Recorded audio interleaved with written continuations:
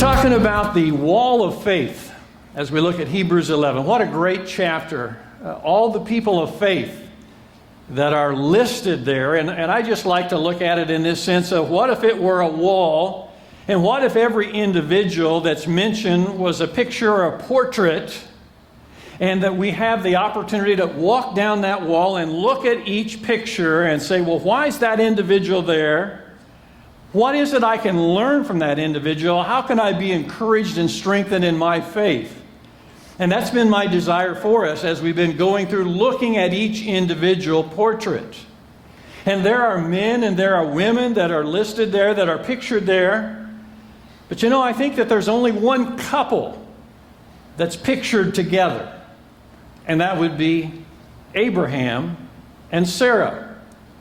But I was thinking that there should be other couples that were pictured there. We looked at Noah last week, and his wife doesn't get any press at all.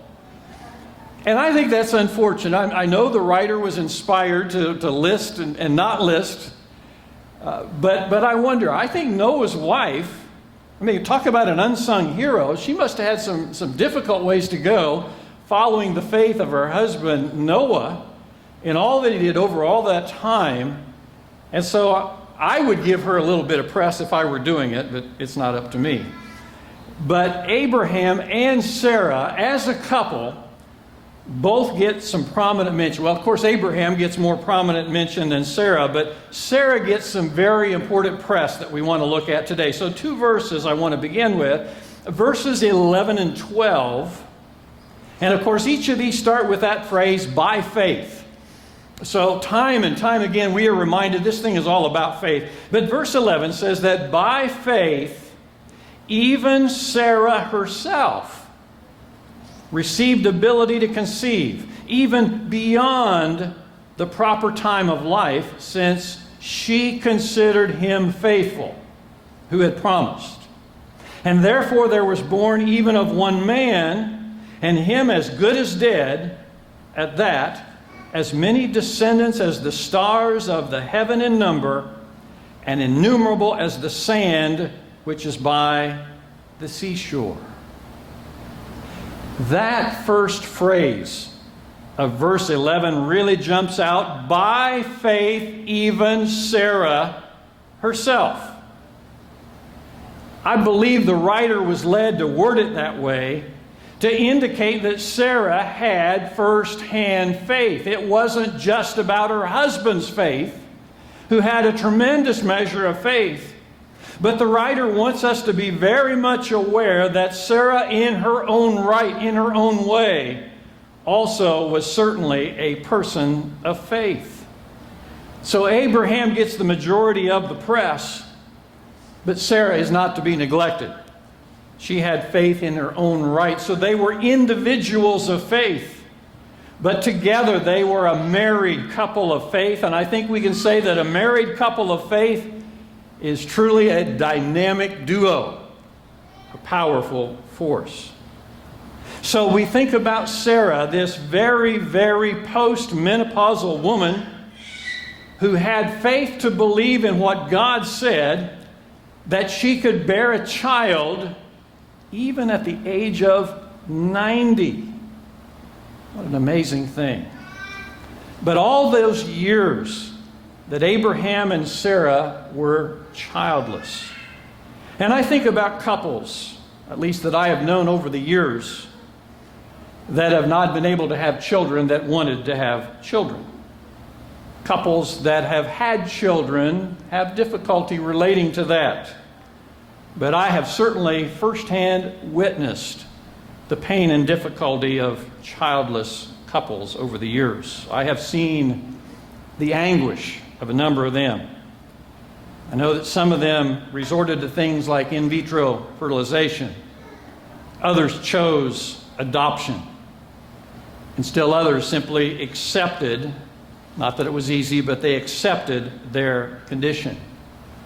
But in each of those couples that I have known, there had been some pretty intense pain. And I believe that about Abraham and Sarah probably going through life as a married couple. And then all of that coupled with this rather perplexing promise of God that they somehow, Abraham in particular, named the father of many, many peoples, and yet here they are well along in years, not able to have a child. We think back to Genesis chapter 18, the story of all of this. Genesis 18 verses 10 to 12, where the Lord said, I will certainly come back to you in about a year's time, saying this to Abraham, and your wife Sarah will have a son. Now Sarah was listening at the entrance of the tent behind him. Abraham and Sarah were old and getting on in years. Sarah had passed the age of childbearing, so she laughed to herself. After I have become shriveled up and my Lord is old, will I have this delight? And if you know the story, you're familiar with that, the angelic messengers that came to bring that news. Even though Sarah laughed, it says, to herself, they had insight into the fact that she had laughed, and perhaps that was a laugh of doubt. And so they somewhat reprimanded her, it sounds like. And so she was a bit fearful concerning all of that. So perhaps there was this moment of faith wavering. But the main point is, Sarah did in her own right believe. And so Genesis 21 verse 2 says that Sarah became pregnant and bore a son to Abraham in his old age at the appointed time that God had told them. Just like God, isn't it? At the appointed time, in the right time, according to the plan of God. So then verse 12 that we just read, immediately the focus shifts away from Sarah and it's back to Abraham again, the man of faith, where it tells us that he was as good as dead, well along in the years, well past the age of fathering children, and yet God brought forth a fulfillment of that promise that he had made to him many years before. I think of Genesis 15 verse 5, where God took him outside and said to Abraham, look at the sky and count the stars if you're able to count them. That was before the Hubble telescope. I guess you can count a whole lot more stars with today's technology, but what he could see with his own eyes, look outside, if you look at the stars, if you can begin to count them. And then he said, your offspring will be that numerous. An amazing thing for Abraham to believe that, because he and Sarah, without any children at all, without one child, and yet God would make what we would consider an outrageous promise. I like the account found in Romans chapter 4, verses 17 to 22, that said that he believed in God, Abraham believed in God, who gives life to the dead and calls things into existence that do not exist.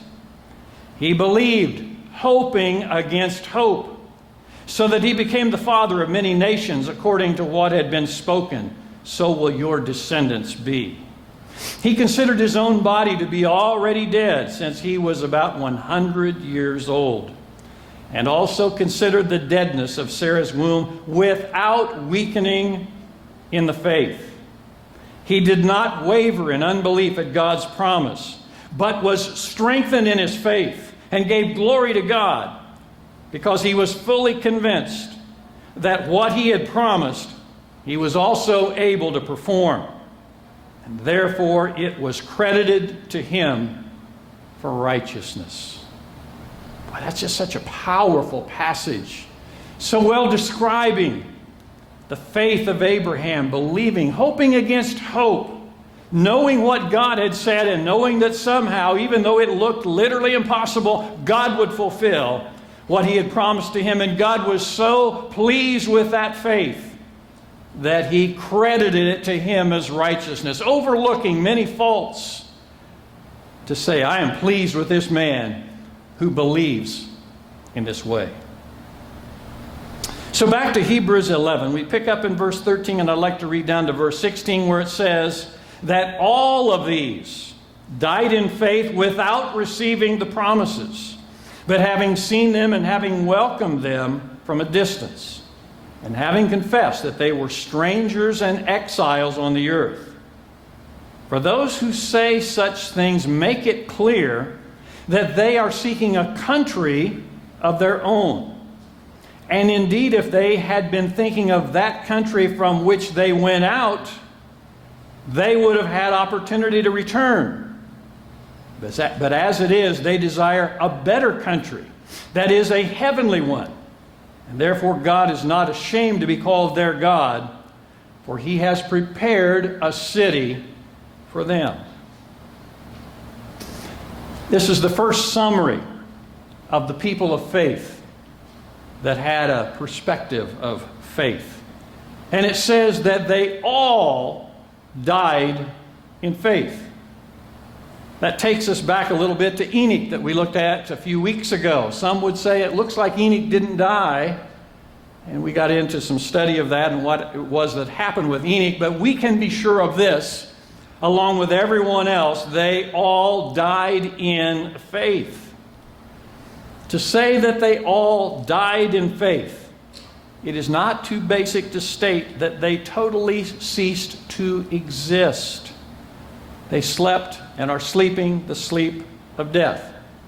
Not a one of them had gone on to their reward, as so many would teach happens when you die, because it very clearly says that they all died without receiving the promises. To a man and to a woman, none of them received those wonderful things that God had promised to them. And that would certainly seem like a dilemma. God promised, but God did not, for any of them, deliver in their lifetime. And so we know that absolutely necessitates a future reward. A future reward for us as well as for them. And we understand that future reward is a collective thing. It is not an individual thing at the time of death for anyone. The very last two verses are so important of Hebrews 11, where it's also a great summary that says, and all these, having gained approval through their faith, did not receive what was promised. That's twice now. We're told they didn't receive what was promised. In verse 40, so important because God had provided something better for us. We're brought into the picture here now. God had promised something better for us so that apart from us, they would not be made perfect. We see that. I'm not telling you anything you don't know. Reward is a collective thing at one time. And it is a time yet future. And the importance of the time is it will occur at resurrection, at the return of Christ. I go back to the songs that Jane was playing for us a bit ago. Why do we look forward to the return of Christ? For a number of reasons. We look forward to seeing Him, but that's the time when all the people of faith, ourselves included, receive the rich promises of God. So we long for the return of Christ because there will be that event for all of us at the same time. That's exactly what the Apostle Paul had in mind at the end of his life when he said in 2 Timothy 4 verse 8, there is reserved for me in the future the crown of righteousness, which the Lord, the righteous judge, will give to me on that day, and not only to me, but to all those who have loved His appearing. That's why we're so stirred by songs about the second coming. Because we love His appearing. We love it and long for it. In these times we're living in now that are more difficult than they were in the recent past, we long for it more now than maybe we ever have. We want Christ to return. And so we long for His appearing, and we love His appearing. Verses 14 to 16 in Hebrews 11 that we looked at says that all of those people of faith acknowledged that they were strangers and exiles in the land who were looking for a better country. And the writer wants us to be sure that we understand they weren't looking for some better real estate on planet Earth in the present age. And I think in particular that has to refer to Abraham, because he left a good land. He had a good life in a place called Ur of the Chaldees. Now, it was full of idol worshipers. Not so good in that sense, but there was a lot of good stuff there, good life there. And so the writer points out that these who went out in faith looking for a better country weren't thinking about a place where they had left, because they could have gone back to that. If Abraham got to the promised land, if he got to Canaan and somehow said, "Look, God, I'm sorry, but what I'm seeing here doesn't quite compare to what I left. I think I'll go back." No, that's not the kind of country that he was looking for. He was looking for a country that would originate from heaven. The better country that God has prepared, that God is going to bring down to a renewed earth. That great real estate that we're looking forward to, the new heavens and the new earth. And so the writer wants us to be very, very sure to understand that's what the people of faith were looking forward to, as we are looking forward to as well. We get the earth, but not the way it is now with the mess it is. We get the earth renewed and brought back to the conditions that God made it to be at the very beginning.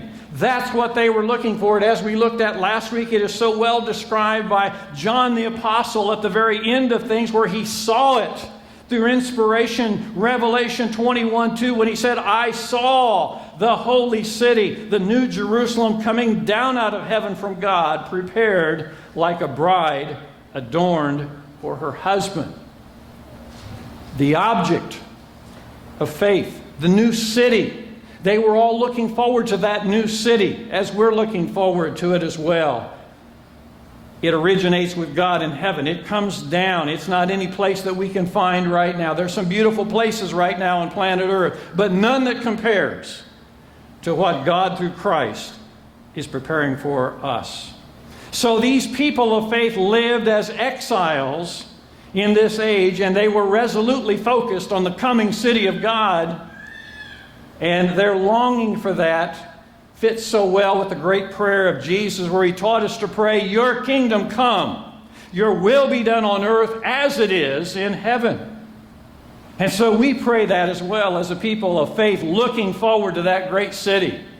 We pray it even more urgently the worse we see the world getting today.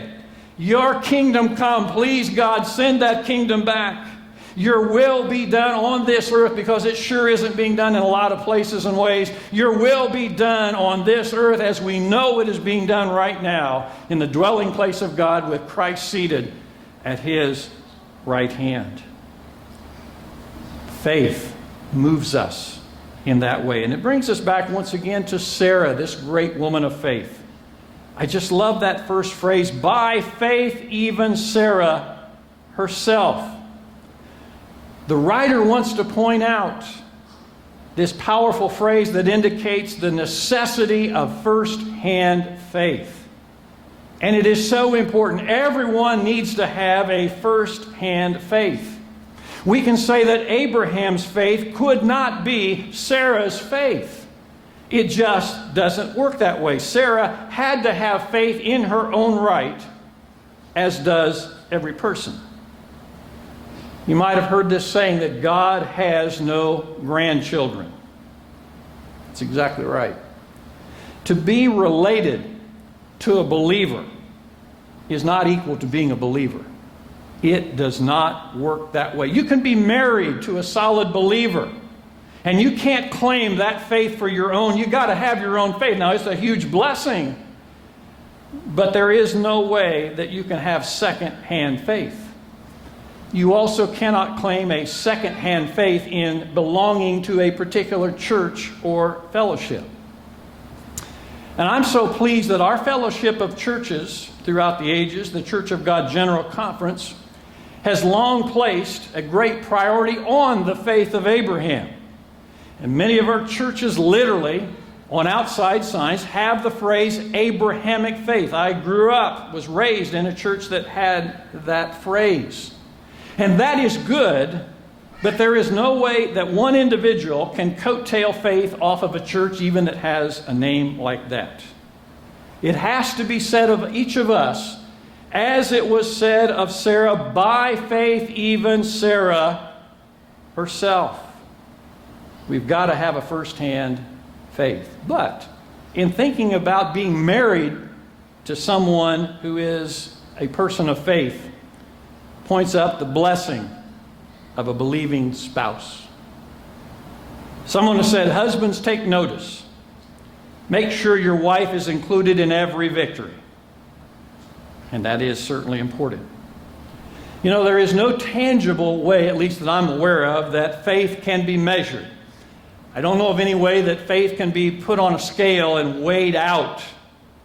But if there were a way to measure faith, I'm quite sure that Jill's faith would outweigh my faith. I know that I would not be the person or the pastor that I am if it were not for her and our partnership together in faith. Many times over the years, I'm not proud of this, but my faith has wavered. But in the midst of it, I have seen her faith to be very, very strong. Thinking of Isaac and Madison this morning, joining us today for the first time, a young couple of faith. I know that they are in it together as a couple of faith, and I know they also are individuals of faith. They've only been married a short time, but about 2 months. So very newlyweds. So they've been married a short time, and here they are at the beginning of a new venture of faith for them. And this is largely a venture of faith. And again, I know that they individually have faith, but they have a shared faith as a couple, and that will take them a long way in life and in service and in ministry. The faith they have individually and as a couple is vitally important to the journey ahead of them. We as a congregation look forward to helping them grow in their faith, but this is a two-way street. We also look forward to growing in our faith as we get to know them and learn about their faith. So I am absolutely convinced that the journey ahead is mutually beneficial as we travel this road of faith together. Faith forges ahead, knowing that full results will not be seen in this age. We have faith, and we know that eventually there's a time that faith will be brought to full sight by God, but it will not happen in this age. As we journey along in faith, we know that sometimes faith does waver, even as we think about Sarah laughing to herself. But faith presses on. It may weaken and it may waver, but it continues on. Interesting thinking about Sarah, that she lived to see Isaac, her son, reach only about the age of 37. So she did not live long enough to meet Isaac's wife, Rebekah. She never got to meet her grandsons, Jacob and Esau. She didn't live long enough to see Jacob become Israel and to see the great nation that would result from him.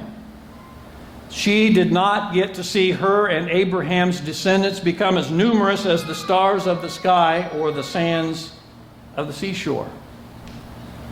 Even more importantly, she did not live to see the one who was born, who was called according to Matthew 1:1, Jesus the Messiah, the son of David, the son of Abraham, and by parenthesis we should put in Sarah as well.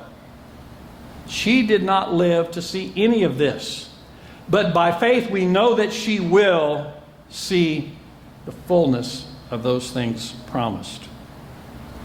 You know, we think about Sarah's faith this morning, and if it were not for her faith and the faith, of course, of Abraham, we would not have the opportunity for saving faith in Jesus the Messiah ourselves.